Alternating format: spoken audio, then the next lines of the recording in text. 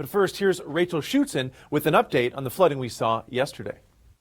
Rachel Schoutsen joining you now in Mississauga, Ontario. We're on Tedwin Drive and we are recapping some of the flooding situations that happened yesterday. Thunderstorms were a factor, yes, but also take a look at this.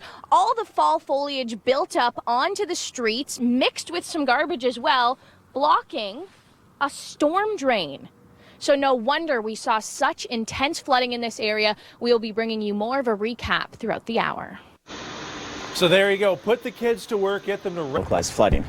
And the flooding created a disaster here at the Lawrence subway station. It was completely shut down and 28 shuttle buses had to transfer passengers. But you know what? This wasn't the only area that saw huge commuter delays. After a while, the flooding started to really happen, and once it started going over the sidewalk, I ended up getting trapped several times. The water level was well over the sidewalk at that point and was starting to make a strong stream. And by the time I got to this point, the water was already coming over the sidewalk here. I was standing right here, and the water had already gotten above the sidewalk grade and was kind of going into the driveway here. And another reason we saw such intense flooding is because of this. Take a look at all the fall foliage built up onto the street, blocking, look, a sewer drain, a crucial element for helping a flood situation.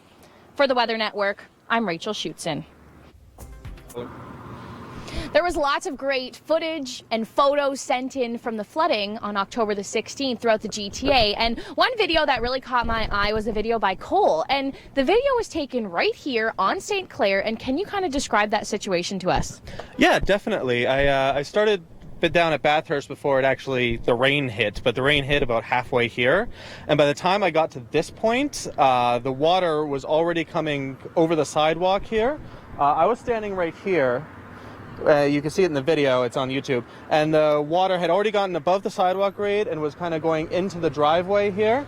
So there were some bikes over there that were already flooded. The cars were driving, the water was above their wheel wells, and it was quite insane. It looks like, I remember last year's flood, I believe it was in July, and this one seems way worse, but has not had the same level of damage, it seems. Yeah, it really depends what area was hit by a thunderstorm. And thanks so much, Cole, for sharing your story with us. And of course, you can find more dramatic photos online at the Weather Network.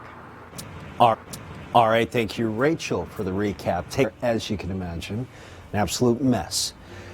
So a lot of the pumping stations